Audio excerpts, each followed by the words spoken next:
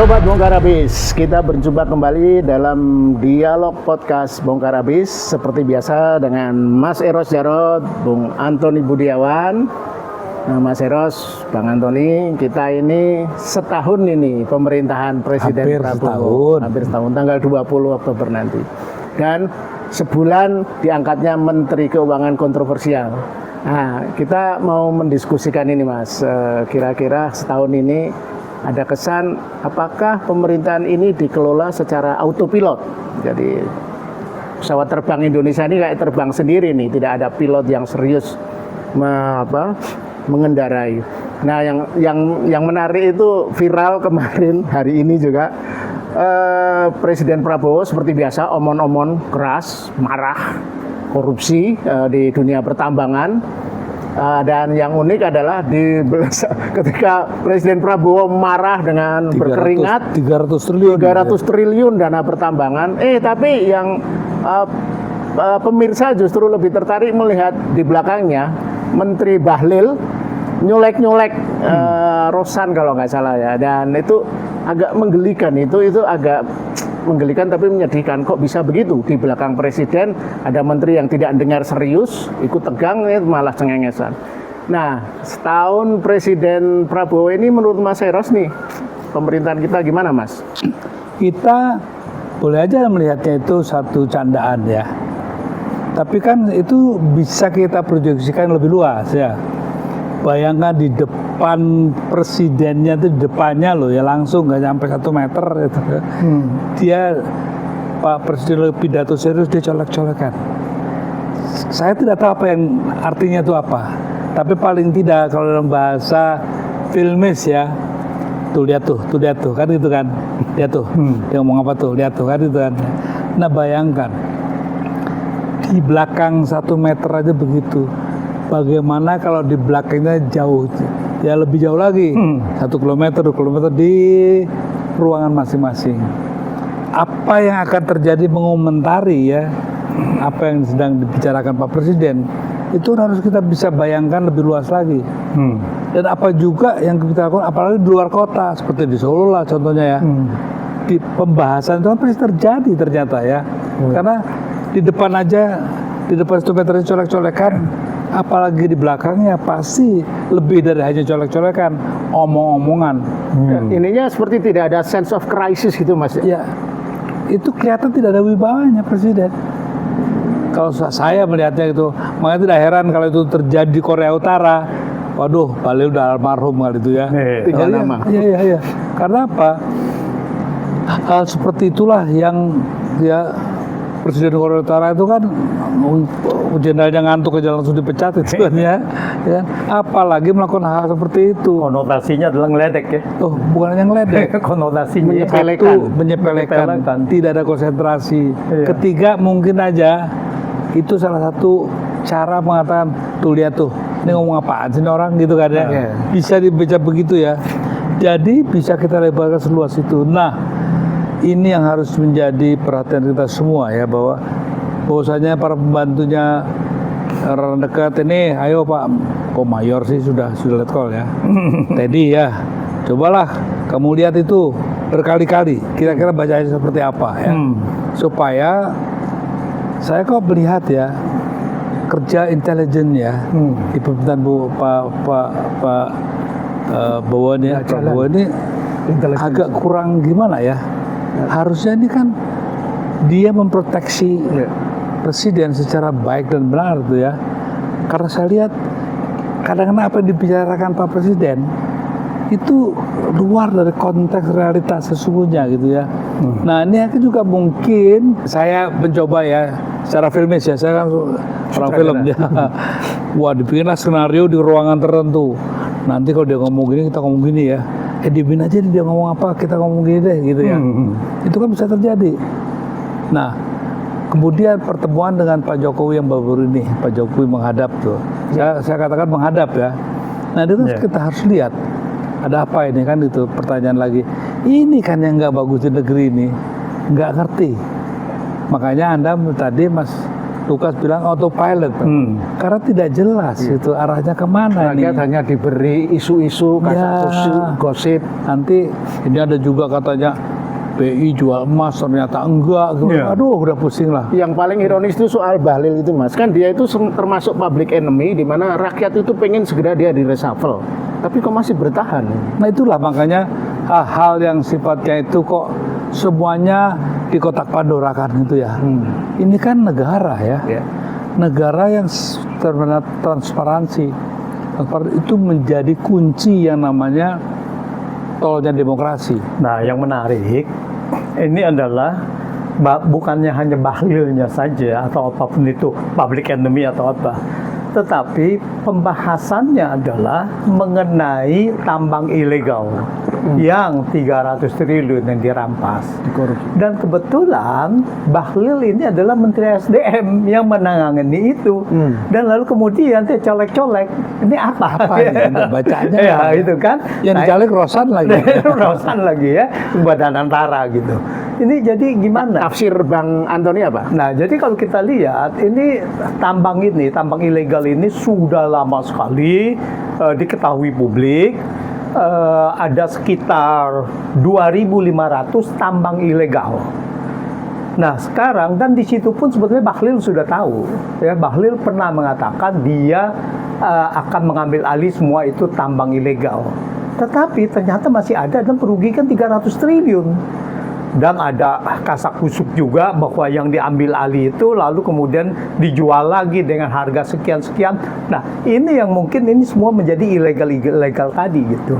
Nah jadi memang untuk hal itu ya kita patut mendukung lah ya Presiden ya dalam hal ini bagaimana merampas kembali tambang-tambang ilegal itu gitu. Kalau ekonomi secara makro setahun terakhir gimana? Khususnya kan kemarin beredar info Bank Indonesia menjual emas 11 ton. Iya. Apa yang ya, terjadi? tapi kan akhirnya kan beberapa hari ini kan dibantah juga. Jadi ini informasinya ini memang simpang siur. Dari lembaga luar kan ada juga kan? Iya, ini dari lembaga luar, dari World Infonya Gold Council, dan bilangnya adalah bahwa ini data dia mengutip dari IMF gitu. Ini kan sangat ini apa? Sangat serius sekali gitu data ini. Dan itu beritanya bisa dipertanggungjawabkan ya. Ya itu yang memberitakan pertama kali yang saya baca adalah dari CNBC ya, CNBC. Jadi media lah, media yang mainstream gitu. Tapi kalau dari segi ekonomi real itu memang kuat nggak dugaan menjual itu? Iya, jadi bahwa ini ada dugaan menjual menurut saya masuk akal gitu. Karena apa?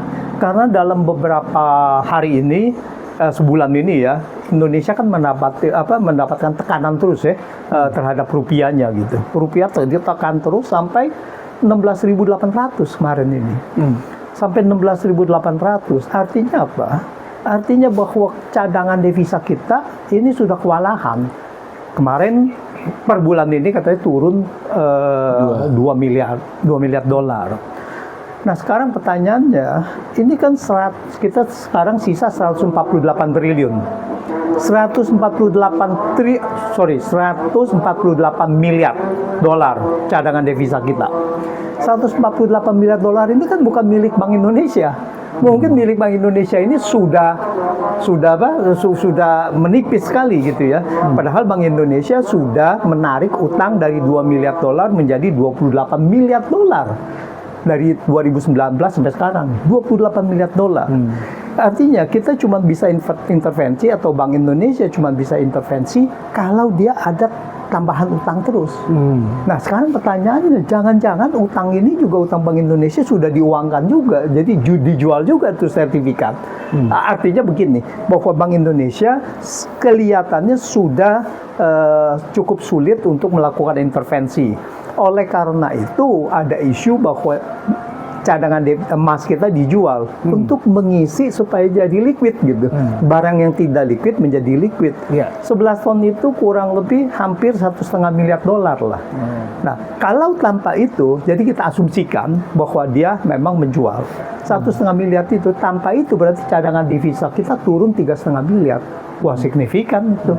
Oke, Mas Eros, terkait dengan situasi ini kan ini nggak jelas nih jual atau tidak. Yang ingin saya tanya kan Sabtu lalu ketemu nih dua sohib nih, Presiden Prabowo dengan mantan Presiden Jokowi, dan lagi-lagi tidak jelas mereka itu ketemu ngapain, agendanya apa. Nah, secara komunikasi politik, komunikasi publik, menurut Mas Eros gimana? Apa negara boleh diperlakukan seperti itu? Rakyat bertanya-tanya, kasak kusuk. Apa Ya, sih Sabtu? satu yang paling dibaca dulu ya, Jokowi sowan ke Kartanegara. Kartanegara. Ini penting, kenapa? Pribadi hari Sabtu itu. Ya, karena kita langsung bacanya dengan realita keadaan Indonesia hari ini aja ya. Bahwasanya mungkin ada kasus yang mengurung Pak Jokowi itu kan ada kasus ijazah palsu, ya, Gibran. masalah Ijazah Gibran. mantunya, Gibran juga begitu, tambang mantunya Bobi juga dipermasalahkan. Iya.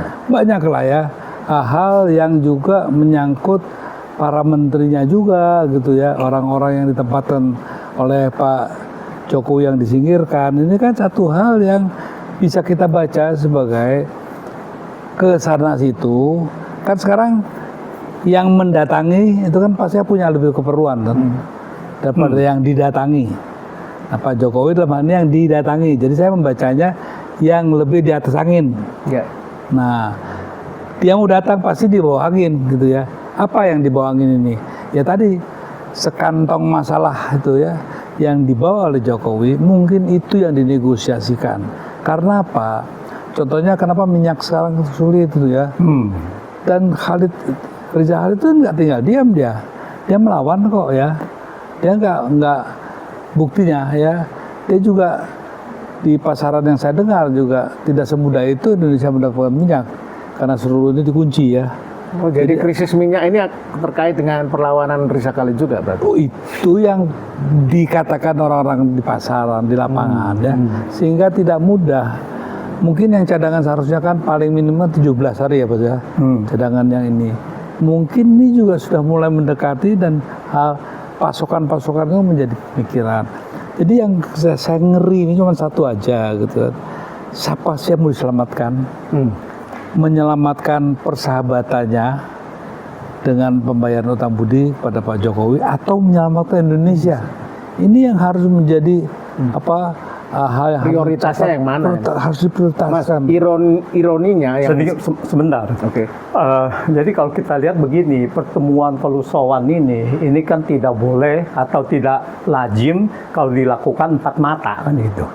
Nah ini juga Biasanya nggak gitu ya. biasanya mana begitu gitu. Kalau Nah ini urusan menambah, negara ya. iya ini menambah kecurigaan dari masyarakat ini ada apa gitu. Nah inilah yang membuat komunikasi publik udah begitu tidak langsung ada press release ketemu apa gitu kan ya. Ini yang menambah kecurigaan itu dan menurut saya ini memang negara ini sulit kalau dikelola seperti begini gitu. Ya, ironinya yang saya dengar mungkin Mas Yoros juga pernah dengar bahwa banyak menteri bahkan selevel menteri koordinator itu sekarang sulit ketemu dengan Presiden Prabowo. Tapi kok dengan Jokowi sering kali bertemu. Kemarin kan bulan Juli sudah ketemu di Solo. Sekarang gantian. Jadi 2 bulan sekali atau bahkan mungkin lebih sering dari itu bisa ketemu dengan mudah. Tapi yang saya dengar menterinya sendiri akan sangat sulit ketemu dengan Prabowo untuk punya waktu 2 jam ngobrol kayak gitu. Jadi ini negara dikelola bener nggak sih? Ya kalau itu kalau benar-benar tuh nanti lah pertimbangannya ya. Hasilnya ya. Tapi sekarang yang Sri Mulyani aja begitu digantikan langsung soalnya ke Solo juga gitu ya. Jadi memang jadi bingung orang nih. Kalau ada hal yang gimana sedikit aja mengenai negara, ada hal-hal yang muncul di permukaan, pasti ada yang ke Solo. Iya, Budi Ari juga begitu langsung dipecat sowan ke Solo. Jadi seperti ini jadi pusingnya. Kalau orang sembahyang itu kiblatnya kemana sih nih gitu loh ya. Kan sulit kalau orang mau sembahyang kiblatnya macam-macam gitu kan. Sehingga jelasnya agamanya agama apa sih kan itu. Sama juga nanti kan pertanyaan-pertanyaan yang kadang-kadang kita sulit terlalu banyak buzzer gitu ya.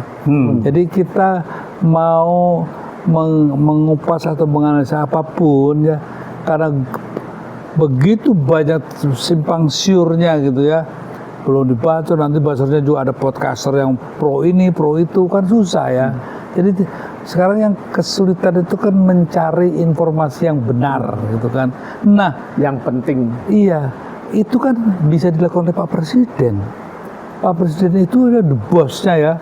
Bosnya penerangan, penjelasan semua itu dia, ya kan? Ya, kayaknya negara ini nggak ada agenda setting yang jelas dulu. Prioritasnya apa? Bung Antoni, saya ingin tanya ini nih. Kebetulan kan sebulan Menteri Keuangan baru nih. Kan banyak dia banyak kontroversi lah. Tingkah-tingkah kontroversial yang selalu memang dari segi media, liputan media, dia sepertinya sangat populis gitu. Rakyat senang dengan aksi-aksinya. Yang terakhir kan MBG kalau perlu yang tidak terpakai akan kita pangkas. Kemudian ditanggapi oleh Luhut yang kemarin rumornya kan mentornya bahwa jangan dipangkas, itu tetap harus MBG. Nah, menurut Bung Antoni, sebulan kinerja Menteri Keuangan gimana nih? Baru sebulan ini memang agak sulit ya. Iya. Kita melihat ini masih sulit. Tetapi saya cuma ada pesan. Pesannya begini. Waktu 2014, begitu Jokowi mau kampanye, ini baru mau kampanye, saya menulis di blog saya. Saya bilang jangan sampai superstar, the rising star, ini nanti dicaci maki gitu. Nah, karena apa? Pada saat itu adalah 2004 SBY naik itu sangat dipuja-puji. Tetapi pada waktu SBY turun dicaci maki. Lihat ya, semua media ada pada saat 6 April 2014 kalau nggak salah, saya menulisnya karena berkaitan dengan itu Kompas itu mengkritisi SBY di tajuk rencana, mengkritisi SBY habis-habisan. Nah. Di enternya dia, di masa jabatan akhir dia. Iya, di masa jabatan akhir dia. Juga gila-gilaan. Nah, setelah itu, kemudian pada 2014, saya bilang ini Jokowi pada saat itu the rising star, ya. Kemudian jangan sampai ini terulang. Dan ternyata terbukti. Nah, ini juga maksud saya Purbaya, ini baru sebulan. Indonesia ini gampang sekali untuk melihat dengan ngomongan-ngomongan seolah-olah udah menjadi satu kenyataan atau kehebatan itu sendiri, seolah-olah ini adalah benar gitu kan. Tetapi kita lihat apa yang ini kan Jokowi pada saat itu media darling bener kan. Wah, kemana-mana itu diliput lah ya, sampai ke gorong-gorong juga diliput juga gitu. Jangan-jangan ini strategi 15 minute of fame. Nah, inilah jadi jadi menurut saya dan dikritisi pun sebetulnya agak sulit gitu ya, karena juga belum ada terbukti. Tetapi pada saat itu saya bisa membacalah, mengkritisi secara objektif bagaimana menurut saya Jokowi ini tidak pada saat itu ya 2014 tidak mempunyai satu kapasitas atau apa yang dia lakukan itu akan sesuai dengan yang dia bicarakan. Nah, ini juga menurut saya adalah masih banyak sekali hal-hal yang sebetulnya ini belum, dan bahkan kalau secara teori menurut saya ini masih menyimpang gitu. Ya, misalnya aja bahwa kita bilang 200 triliun ya, itu seolah-olah dengan 200 triliun semua kita percaya bahwa ini bisa menumbuhkan pertumbuhan ekonomi bisa menjadi 7%, 8% gitu. Padahal 200 triliun ini adalah tidak ada apa-apanya. Tetapi kalau kita lihat, kita kritisi begini, kemudian mereka mengatakan, wah ya. Jadi menurut saya kita kasih kesempatan aja. Oke, saya ingin ke Mas Eros nih, pertanyaan yang hampir sama. Artinya begini Mas, tiba-tiba ini kan Menteri Keuangan itu sangat teknokratik mestinya, teknis kan. Saya bayangkan kalau yang melakukan celemot pembicaraan yang kontroversial, aksi-aksi kunjungan itu levelnya Menteri Koordinator Ekonomi sih masih bisa. Kalau menurut Mas Eros, apakah itu jadi personal dia atau ada settingan apa ya? Apakah dia seizin Prabowo misalnya atau seizin siapa? Saya juga nggak tahu ya apakah Pak Prabowo itu mendalami masalah ekonomi gitu ya. Itu yang pertanyaan pertamanya. Sehingga dia sangat tergantung pada masukan, ya. Kan dia bukan seorang ekonom juga, seperti saya juga lah, dia kurang lebih lah. Kalau pasti dia lebih banyak tahu karena duduk satu posisi yang harus tahu, gitu kan. Nah, Purboyo ini kan gampang kok nge-tracknya ya, siapa dia gitu kan. Sehingga dari situ bisa kita tarik kesimpulan-kesimpulan. Dari apa yang saya pelajari, memang kontroversi itu gaya hidup dia. Ya memang sudah begitu ya. Karakter. Ya dia kan ada satu institusi di mana itu semuanya senior dia, ya petinggi atau bos-bosnya dia itu teman saya semua lah ya. Memang ada hal di mana keberanian dia melakukan kontroversi itu gaya hidup dia memang begitu. Kalau di Korea Utara dia gimana nasibnya? Wah, nggak tahu. Karena gini, kita kan nggak bisa dulu menjat terlalu pagi ya. Iya. Ya, siapa tahu apa yang Dia lakukan. dia sudah janjikan semua ini, ya toh, membuahkan hasil. Contohnya dengan Luhut, wajar-wajar saja. Karena dia juga tahu Luhut juga tidak selamanya dia bisa menepati janji gitu kan. Padahal rumornya dia orangnya Luhut. Sekarang orang nggak ada yang namanya orangnya siapa. Kesetiaan tuh nggak ada di Indonesia, saya nggak yakin gitu ya. Jadi kalau dibilang orangnya Luhut, besok dia bisa juga nusuk Luhut kan gitu ya. Luhut pun juga begitu ya kan. Sehingga menurut saya nggak bisa dibahas lah soal gituan ya. Tapi yang jelas programnya kita baca ya. Iya. Nah sekarang contohnya program makanan apa tuh gizi gitu ya. Dia kasih pasti banyak dukungan. Kenapa dia berani?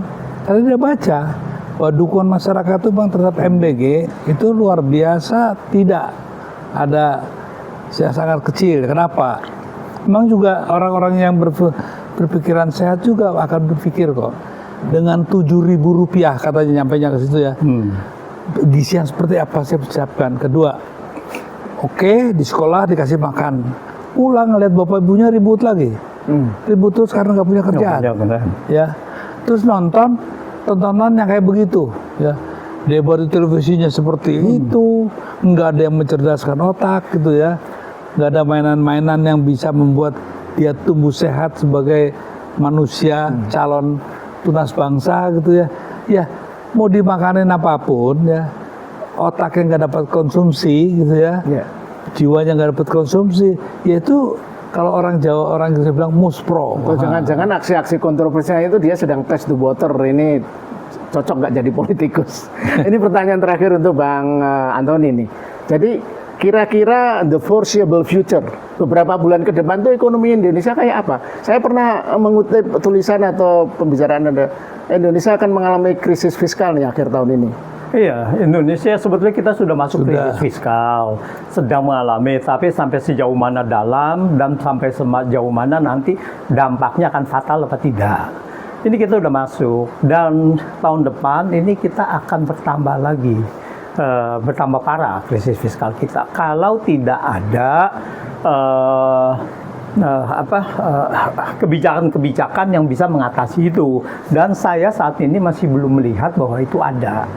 Jadi saya lihat ekonomi kita secara kebijakan tidak ada bagaimana cara untuk mengungkit ekonomi ini, pertumbuhan ekonomi menjadi lebih dari 5%, dan secara fiskal semakin parah, dan secara moneter kita juga tinggal menunggu waktu. Sebentar lagi 17.000, ini cuma tergantung kita tergantung dari intervensi saja.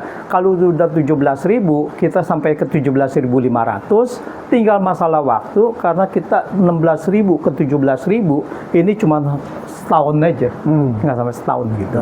Dan dari 17.000 ke 18.000 ini tinggal kita bilang tahun depan apakah 6 bulan apa gitu. Jadi sampai kapan kita bisa survive untuk itu gitu. Tapi sebelum ditutup ya, gini. Kalau Pak Prabowo tidak berani melakukan auditing ya, secara komprehensif dan secara menyeluruh ya, contohnya auditing terhadap keuangan masa lalu, ya kan, lalu investasi masa lalu, gitu, lalu juga pemberian tambang ini, ya kan, itu harus diinvestigasi semua. Jadi pemberantasan korupsi itu bukan hanya nangkepin satu-satu orang, tapi itu ada sistem yang dilakukan ya. Bagaimana juga di kepolisian, kejaksaan, juga kehakiman, juga melakukan satu pembersihan yang luar biasa. Saya rasa kok mau dijawab secara ekonomi kayak apa, nggak akan terjawab kalau itu tidak dilakukan segera. Nah, serius. Nah, ini menarik ini. Ini satu, saya tinggal menambahkan aja. Ini audit ini sangat penting. Karena apa? Karena selama 10 tahun, 2014 sampai 2015 lah ya, sampai dengan 2024 ini, itu ada utang-utang yang diambil secara tanda kutip tidak sah. Pertama adalah utang yang bermuara di yang namanya saldo anggaran lebih, itu mencapai 450 triliun itu, yang 200 triliun dipindahkan itu kan, dia itu. Nah, dan ada 773 triliun utang itu sampai dengan 2023 bahkan. Ya, jadi 9 tahun aja ada 773 triliun utang yang diambil tidak sah secara undang-undang keuangan negara. Jadi artinya ada 1.200 triliun lebih. Bayangkan Melanggar berapa undang-undang. bunga yang harus dibayarkan. Nah, ini harus diaudit kenapa dan kemana ini uang. Jadi demikian dialog kita ya. Awal saya menyebut jangan-jangan Indonesia ini autopilot. Jadi karena presidennya lebih kalau serius korupsi Mas, seperti yang Mas Eros bilang tadi, kan nggak perlu ke Antartika. Di belakangnya itu yang namplek itu tangkap dulu itu. Ya, kita berharap Indonesia benar-benar ada pilot yang driving pesawat kita dan Indonesia selamat, rakyat kita ya kalaupun belum sejahtera tidak terkena malapetaka krisis ekonomi dan kita tetap sebagai bangsa tetap Amin, amin. Demikian dialog bongkar abis kali ini, kita berjumpa lagi dalam kesempatan yang depan. Jangan lupa subscribe dan komentar. Salam. Terima kasih Mas. Merdeka.